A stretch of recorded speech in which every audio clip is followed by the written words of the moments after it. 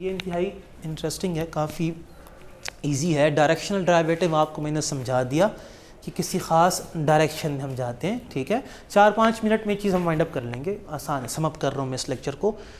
तो directional derivative हमारे पास क्या होता है, हमने ये समझ लिया कि डायरेक्शनल डेरिवेटिव किसी ख़ास डायरेक्शन में, किसी वेक्टर की डायरेक्शन में हम मूव करते हैं और हम किसी एक पॉइंट पे खड़े होते हैं जिस पॉइंट को x0 y0 कहा जाता है, और ये एक ख़ास डायरेक्शन है जिसमें हम सफ़र करते हैं, फासला तय करते हैं, यहाँ तक आ जाते हैं।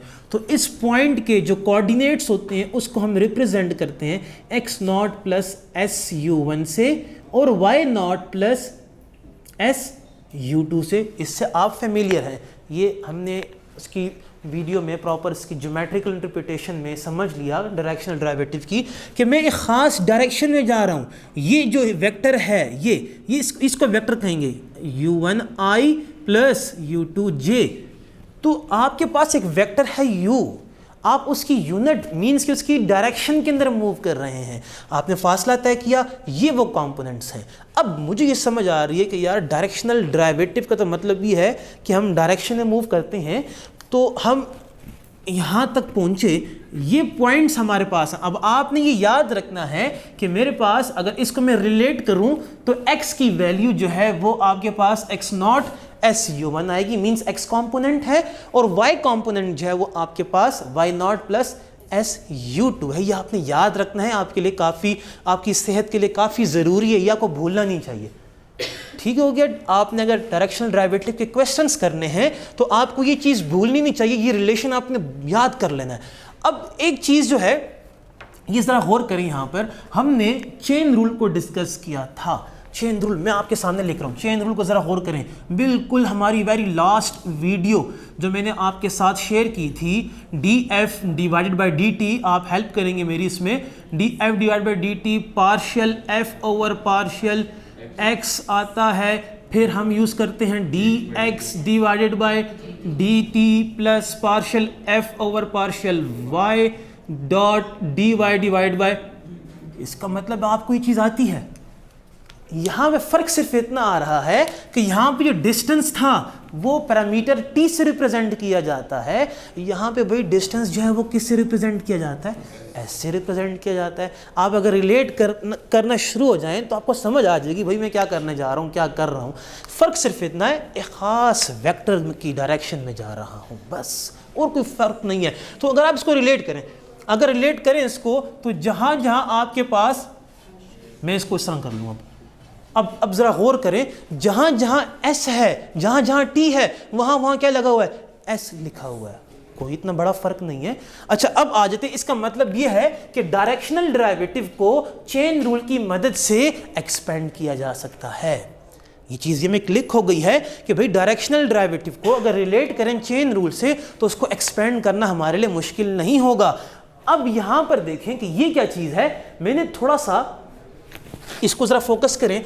dx means sorry x and y, x का डेरिवेटिव लेते हैं with respect to s, with respect to s नज़र आ रहा है ना, नज़र आ रहा है, dx डिवाइड बाई ds। तो इसका मतलब ये हुआ कि भाई आपके पास इस x0 की मिसाल, जब हम मिसाल के तौर पे y इज इक्वल्स टू, या फर्ज कर लें f of x is equals to x square करते हैं और dy बाई dx करते हैं विद रिस्पेक्ट टू x, और आंसर 2x आएगा। तो यहां पर फर्क सिर्फ इतना है कि यहां पे वेरिएबल जो है वो क्या है, s है।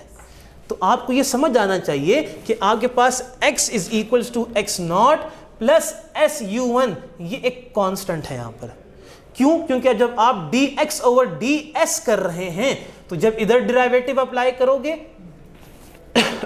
ये x0 प्लस SU1, इस s की मिसाल वो x है जिससे विद रिस्पेक्ट टू x लिया जा रहा है, तो इससे आपके पास आ गया 0, इससे आपके पास ये देखें ज़रा, अगर आप थोड़ा सा इसको समझ जाएं तो ये इसकी मिसाल बिल्कुल ऐसे है, ये U1 क्या है, बाहर निकल आ जाएगा, इससे सिर्फ और सिर्फ आखिर में क्या रह जाएगा, U1 रह जाएगा।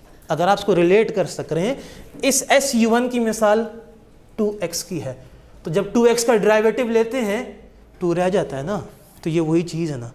s तो एक आपके पास u1 जो है ये आपके पास x कंपोनेंट है, तो वो u1 रह जाएगा। अगर गौर करें मैं इसको वाइंड अप करता हूं, इससे S1 dx divide by ds से u1 आ जाएगा, dy डिवाइड बाई ds से u2 आ जाएगा।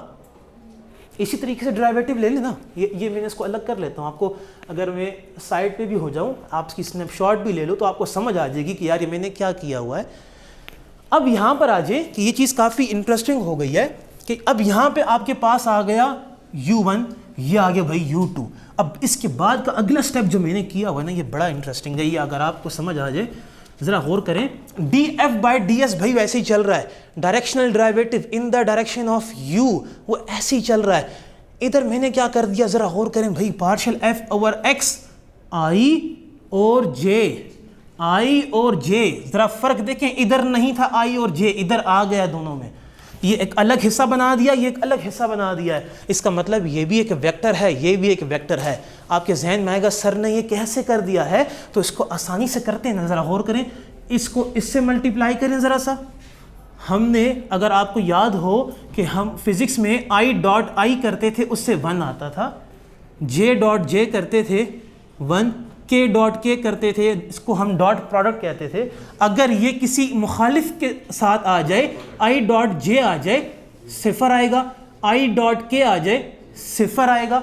ये फिज़िक्स का हिस्सा है, पुरानी बातें हैं, FSC में इंटरमीडिएट लेवल में कर चुके हैं। ज़रा गौर करें, इस टर्म को इससे मल्टीप्लाई करें ज़रा सा, partial f over partial x, ज़रा गौर करें ना, ये i से मल्टीप्लाई होगा, डॉट 1 आ जाएगा ना, तो ये फर्स्ट टर्म मिल रहा है ना। दूसरे की तरफ करें, ज़रा गौर करें, इसी को दूसरे से मल्टीप्लाई करें, इसी को दूसरे से मल्टीप्लाई करें, तो जब ये i है वो j है तो ऑटोमेटिकली 0 हो जाएगा। भाई समझ आ रही है, अंडरस्टूड है, यहाँ से 0 आ जाएगा। फिर प्लस करें, इस पहले वाले को इससे मल्टीप्लाई करें, ये जो j है वो i है, दोनों अपोजिट हैं, तो j डॉट i से क्या आएगा, लास्ट वन की तरफ आ जाते हैं, इसको इससे मल्टीप्लाई करें, इससे क्या आने वाला है, partial f over partial y u2। अगर इसको सिंप्लीफाई कर दें दोबारा से ये वही पुरानी चीज़ बन जाती है।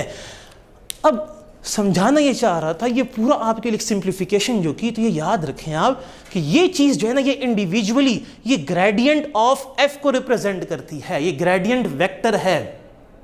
नेक्स्ट वीडियोस में, नेक्स्ट टॉपिक में ये भी क्लियर कर दूंगा ग्रेडियंट वेक्टर भी क्या होता है।